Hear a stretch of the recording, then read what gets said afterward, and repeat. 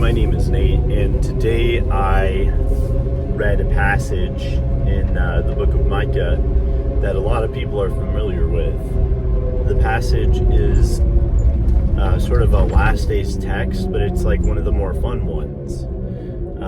This text says that in the last days, nation will not go to war with other nations. It says their swords will be beaten into plowshares and their spears into pruning hooks, like pruning hooks, like you're gonna prune a fruit tree. And what people don't see about that text is that the sort of peace that the Lord is describing there is not some like kumbaya type, everybody feels good type peace. This peace is accomplished by the Lord having a domineering and dominating hand upon the earth. Now, I'm not talking about a mere human, like sort of like Oliver Cromwell or something. I'm not talking about someone who's a random Christian or something. I'm talking about like the Lord himself. I mean, he'll probably be reigning through Christians and through ancient Jews that are glorified, but the Lord will have a sword domination. The Lord will have a Lord of hosts, a Lord of armies, Lord of domination. He will be a powerful ruler on the earth. He will be the Caesar of the time.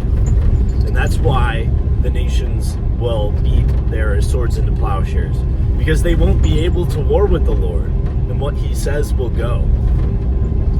So the other thing is, later on in the text, it says that Israel, it's portrayed as a female, and it says that Israel will trample its enemies. It says that the people of God will go to war with their enemies and conquer them. And throughout the rest of the next few passages, at the very least, of the book of Micah, in the next few chapters, you see God's people warring against their enemies, especially Babylon. And it's just a very extraordinary thing to me.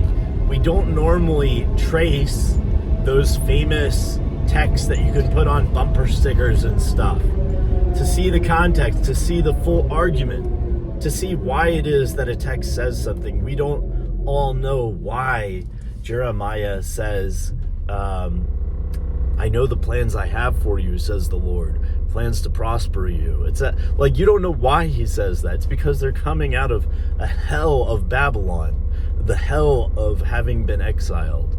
And so, the context is so important to understand a text, almost always.